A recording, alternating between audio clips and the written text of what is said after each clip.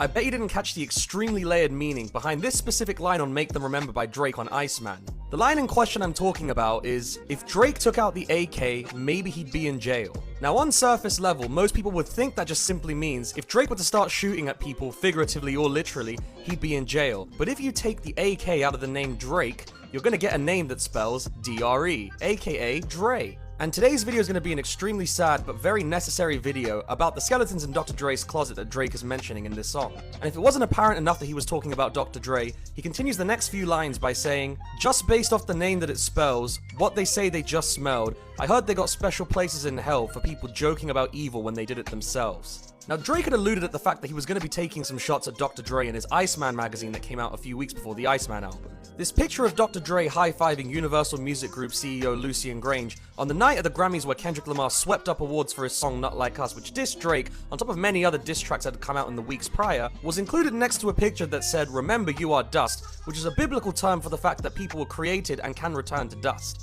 So this is going to be a slightly complex video where I mention lyrics that Kendrick Lamar made in accusations of Drake and the rap beef, but then relate it back to a whole line of history that Dr. Dre has had in his time of being one of the most successful producers, rappers, and DJs in hip-hop history. So we're going to take this story all the way back to 1984, when Dr. Dre used to be in a group called the World Class Wrecking Crew. Now hip-hop had barely been created just 10 years prior in New York, and with roots coming from disco music, breakdancing, DJing, and MCing, hip-hop was still on its way to being established to what it became today. Dr. Dre was one of the very first people on the West Coast to embrace what hip-hop was at that time, but was known for remixing a lot of disco songs in his DJ sets. He decided to take his talents to his friend Ice Cube, who was a known songwriter, and the two of them teamed up with their other friend Eazy-E, who was a drug dealer, but ultimately had a lot of money for recording sessions. Ice Cube wrote all the lyrics to a song that Dr. Dre produced called Boys in the Hood, with Eazy-E performing the song and it becoming a local smash hit in the West Coast. This was then picked up by a Jewish record exec named Jerry Heller, who at the time had a deal with Priority Records, and ultimately wanted to sign the three of them to a group called NWA under Eazy-E's new record label called Ruthless Records. Now in the meantime, Dr. Dre still hadn't completely committed to the rap side of things, and was still making music under the World Class Wrecking Crew. It was at this time that he recruited 16-year-old named Michelet to join the crew's group. Now Michelet was known for a very powerful singing voice, but had an extremely high-pitched, squeaky voice whenever speaking. Her talents were ultimately leveraged in different NWA songs moving forward, and on the song Easy Does It, is known for having the intro clip that says, "He was once a thug from around the way," which if you fast forward all the way to 2024, was the sample used in the song Like That Kendrick initially declared war on Drake with. But things weren't always sweet in the land of Jerry Heller and NWA, and when Ice Cube discovered that Eazy-E was getting preferential treatment from Jerry Heller in terms of the monetary splits, he decided to leave the group and pursue his own solo venture. This led to a spree of NWA dissing Ice Cube, their once songwriter for all of their songs, including the song on 100 Miles and Running when they said, "Started with 5 and yo, 1 couldn't take it, so now it's 4 because the 5th couldn't make it." And once again on the song Rich Players, where they called Ice Cube a Benedict Arnold. And if there's one thing you don't want to do, it's diss the guy that wrote all of your songs, because Ice Cube came back with a scathing diss track called No Vaseline. This included responses to the lines about Benedict Arnold, where he had the homophone line that said, "Calling me Arnold but you been a dick," a play on the term Benedict. But Ice Cube also had a line in this song that Drake directly referenced with the AK line in Make Them Remember. Ice Cube said, "First you was down with the AK, and now I see you on a video with Michelet, looking like straight bozos. I saw it coming and that's why I went solo." And the call out from Ice Cube about Michelet was ultimately down to the fact that Dr. Dre had actually started dating her 5 years after meeting her as a 16-year-old and he was 22 years old. Dr. Dre and Michelet even had a child together in 1991. But things got really bad quickly because Dr. Dre developed a drink and drug addiction and mercilessly beat Michelet on many occasions, which he came out and confessed in 2015. The abuse even got so bad that Michelet claimed that Dr. Dre had shot at her on multiple occasions. Exactly why Ice Cube brought up the "heard you were down with the AK" line, and once again why Drake and Make Them Remember probably mentioned the "if Drake pulled out the AK" line. The consequences of this got so bad for Michelet that she ended up developing a drink and drug addiction. Again, a similar sentiment that Kendrick Lamar tried to tag onto Drake in the song Meet the Grams when he said, "You got drinking problems and pill popping and spending problems." And at this point in 1991, the beef between NWA and Ice Cube reached an all-time high. Ultimately, Ice Cube referencing the lines in 100 Miles and Running about the fact that the 5th couldn't make it, but the line "looking like straight bozos" was a reference to the fact that the World Class Wrecking Crew's male members used to wear dresses and makeup as part of their signature look. Now this is going to come back again shortly in the Dr. Dre storyline, but it's very similar to a line that Kendrick Lamar had on Meet the Grams when he said, "Being a beard just fit him better," beard being a term that is used for someone that's a closeted gay person. Ice Cube also has countless lines in No Vaseline about Jerry Heller, ultimately a Jewish executive that's stealing money from black artists. And I don't think it was a coincidence that Drake included the picture of Dr. Dre high-fiving Jewish music executive Lucien Grange. But Dr. Dre's issues with abuse didn't stop there, because in the very same year, he had a same domestic abuse issue with D. Barnes, a pump-it-up DJ and once friend of NWA. Now this stemmed from D. Barnes interviewing Ice Cube and ultimately asking him about what his issues with NWA were. And after Pump It Up put a bad edit together that made it look like D. Barnes was laughing at some comments that Ice Cube had made about NWA affiliates, Dr. Dre and the NWA crew ran into her at a listening party for the group Bitches with Problems, yes, very similar to what NWA stands for, and beat her up mercilessly in a revenge attack for ultimately looking like she was trying to clown NWA. NWA showed no mercy for this attack, and in a follow-on interview even said that D. Barnes deserved it for trying to make them look stupid. And once again, the infighting between NWA took another twist,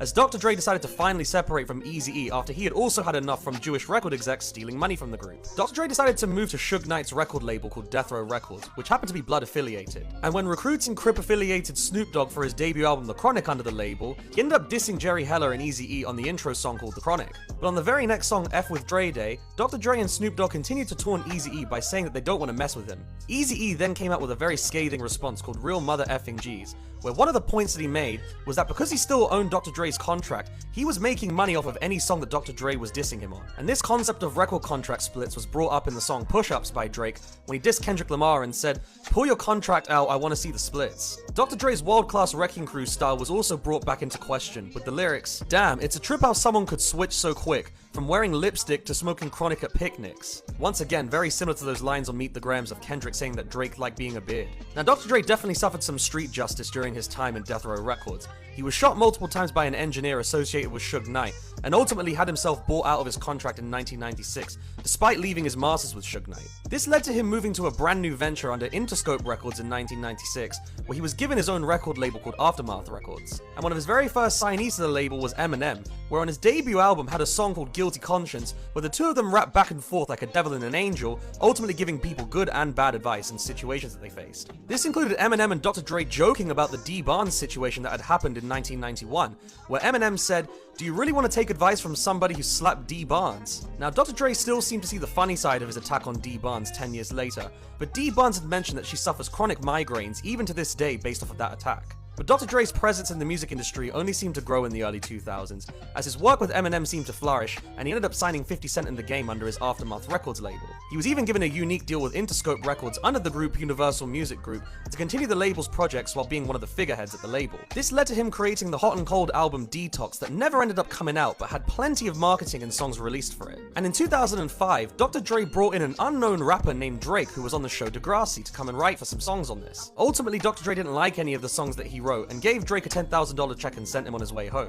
As Drake continued to break into the music industry with his then mentor Lil Wayne, there was even a song in 2008 called Ransom where the two of them mentioned that Lil Wayne and Drake both wrote on Detox, and even though nothing was used and considered a footnote, the two of them took it on the chest and continued with their success. This then led to up-and-coming rapper J. Cole introducing Dr. Dre to another up-and-coming rapper named Kendrick Lamar, and this introduction happening was revealed in an interview that Nardwuar did with J. Cole just a few years back. And this introduction that Dr. Dre had to Kendrick Lamar led to him A&Ring his very first album, but it didn't come out with some extremely early Drake shots that most people don't know about. Now, part of Dr. Dre's marketing for his unreleased album Detox involved people saying the phrase "look out for Detox" and letting people know that the album was on the way. This included a freestyle that Kendrick Lamar did for promo on a song called "Look Out for Detox," where he funnily enough had the lyrics, "You're an amateur, they want a protocol. I'll damage you on camera in Compton and in Canada, I don't care where you are." And under Dr. Dre's supervision, Kendrick Lamar boasted two of his best ever albums, To Pimp a Butterfly and Good Kid Mad City. Which I have to say, Good Kid Mad City is my favorite hip-hop album of all time. Dr. Dre was still platformed on the Super Bowl in 2022 by Jay-Z, including his Aftermath artists Eminem and 50 Cent,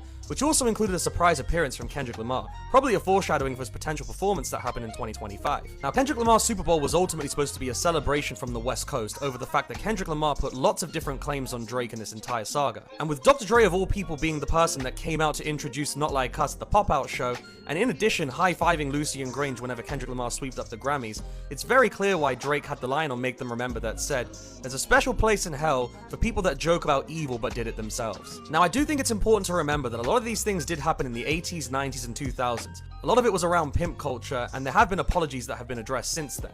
One thing I can say though is that people that are in glass houses shouldn't throw stones, and someone like Dr. Dre with a laundry list of issues against his name might want to think twice when aligning himself with people that are making other accusations about people that are unfounded. Let me know what your thoughts are in the comments, I'd love to hear them.